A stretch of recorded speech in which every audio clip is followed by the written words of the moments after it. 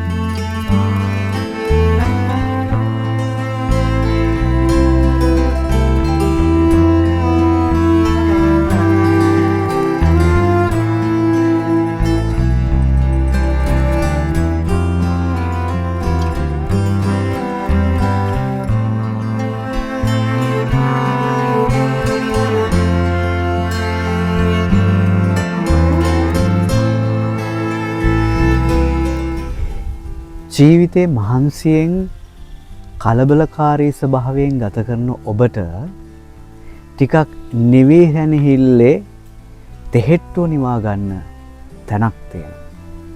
හල්කඳවිල ස්ටෙලා මාරිස් තාපසාරාමය. මම මේ කතා කරන්නේ ඒ සුන්දර පරිසරයේ ඉඳගෙන. අපේ ජීවිතේ අපි දුවල හෙම්බත් වුණාම නතර වෙන්න තැනක් හොයනවනේ. අපිට ශක්තිය ලබා ගන්න. හරියට කිව්වොත් එහෙම අර පෙට්‍රල් ෂෙඩ් එකකට ගිහිල්ලා පෙට්‍රල් ගහ ගන්නවා වගේ. ඒ වගේ තැනක් තමයි මේ ස්ටෙලා මාරිස් තාපසාරාමය. ඒ නිසා මහන්සි වෙච්ච හැම කෙනෙකුටම ආරාධනා කරනවා. වෙහෙස නිවා ගන්න. හැබැයි ඒ කාගෙන්වත් නෙමෙයි. ස්වාමින් වහන්සේ තුල ඉඳගෙන ස්වාමින් වහන්සේගේ ආදරයත් එක්ක ඒ නිශ්ශබ්දතාවයේ තුල මේ සුන්දර පරිසරයත් එක්ක ජීවිතේ විඳින්න තව තියෙනවා අපිට. ජීවිතේ නරකම නැහැ. ජීවිතේ විඳවන්න ඕනෙම නැහැ. ඒ නිසා විඳින්න පුළුවන්. මේ තාපසාරාමයේ මේ ලස්සන පරිසරයත් එක්ක ඔබ හැමතෙම ආරාධනා කරනවා. එන්න ටිකක් නිවි හැනහිල්ල ඉන්න. ස්වාමින් වහන්සේ එක්ක ගත කරන්න. උන්වහන්සේ එක්ක දොඩමළු වෙන්න. කතා කරන්න.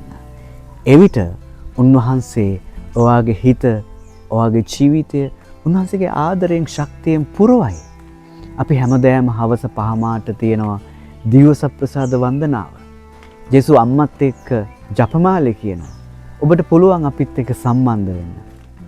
ඒ වගේම තමයි ඥානකාන්ති, අධ්‍යාත්මික ඥානකාන්ති, මඟ පෙන්වීමේ ඥානකාන්ති, අතුලාන්ත සුවේ ඥානකාන්ති, මේ වගේ ස්වාමින් වහන්සේව අඳුරගන්න, අතුලාන්තය සුව කරගන්න මේ තාපසාරාමේ පියතුමන්ලා, සහෝදරතුමන්ලා බලාගෙන ඉන්නවා ඔබ එනකන් ජේසුව ඔබට දෙන්න.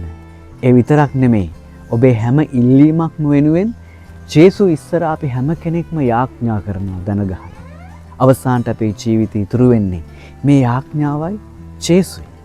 ඒ නිසා ඔබ කොතනක ගියත්, කොහේ ගියත්, මොනවා තිබ්බත් මතක තියාගන්න උන්වහන්සේට විතරයි අපේ හිතට සැනසීම දෙන්න පුළුවන්. ඒ නිසා උන්වහන්සේ හම්බෙන තැනක් තමයි මෙතන. එන්න ඔබට ආරාධනා කරනවා ඒ ආදරය, ඒ කරුණාව විඳගන්න, මේ නිදහස විඳගන්න සිස්ටේෂියානු තාපසාරාමයට ඇවිත් අත්දකින්න, ඇවිත් බලන්න.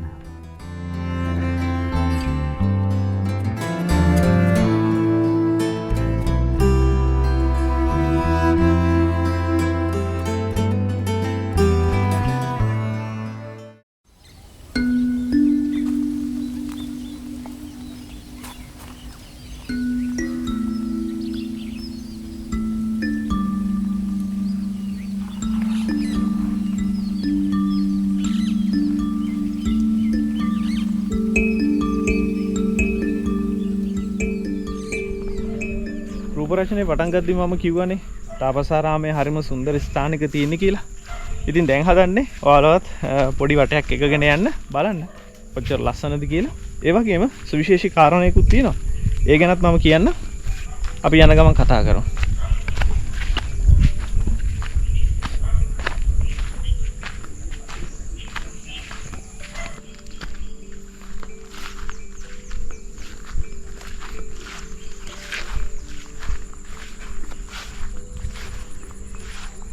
හවස් වරුවට මෙතනට ගොඩාක් කුරුල්ලෝ ಜಾති විවිධ ಜಾති මෙතනට එනවා. හරිම ලස්සනයි මෙතනට හවස් වරුවට. කුරුල්ලන්ගේම සද්ද විතරයි. දැන් මේ උදේ නිසා මේ වෙලාවේ නම් ඇහෙන්නේ වැඩ කරන අයගේ සද්ද විතරයි. අපි යමු එහා පැත්තට.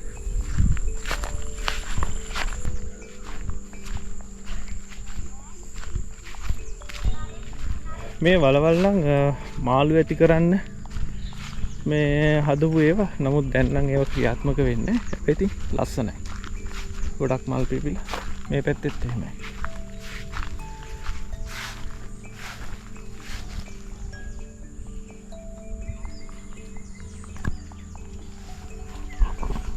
අර යහ පැත්තේ මොනවද දාන්නේ? අර ටික. ඔව්. ඒ තේ දාන්නේ. නෑ ඔය පොළොව හදලාදී. ඒ තේ දාන්න. තේ දාන්නද? මුලින් ඔතන තිබ්බේ අර මේ එළවලුනේ. එළවලුනේ අර ඔක්කොම කරලා තිබුණේ. ඕනේ. දැන් එළවලු කරන්නේ නෑනේ. නෑ කෙරෙන්නේ නෑ දැන්. මේ තේ. දැන් මම දාන්නේ නෑ තේ. තව ටික දවස් යයි පොඩ්ඩක්. තව ටික දවස් යනවා. පොළොව හරි ගියට පස්සේ තමයි ලයින්. පොළොව හරි ගියට පස්සේ. දැන් මේ උඩහ තියෙන තේවත් ඒව ටික මේ කපලාද දී? ඒ කියන්නේ තේ දලු නෙලලාද? ඔව් අලුතෙන් දැන් අර හරි ගස්සන්න තියෙන අප්පාදු කරලා ඉන්න. ඒ ටික තියෙන. ඒ ටික තියෙන්නේ. ඔව්. හරි ගස්සපුවක් තියෙනවා. අර පැත්තේනේ. ඔව් අර පැත්තේ. ඕනේ මම මේ පැත්තට යනවා. ඊයේ මං ගියා.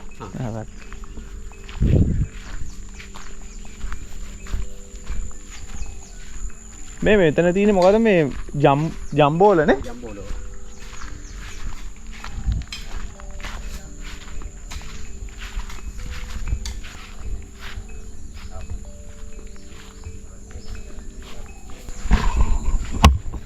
මම මුලදී කිව්වේ අර සුවිශේෂී කාරණයක් ගැන කියන්න තියෙනවා කියලා. අපි දන්නවා මේ දවස්වල ලාංකීය කිතුණු සභාව ගොඩක් මහන්සි වෙන දෙයක් යාඥා කරන තවත් සාන්තුවර චරිතයක් වෙනුවෙන් ඒ ගෝනවිල සිස්ටර් හෙලේනාව.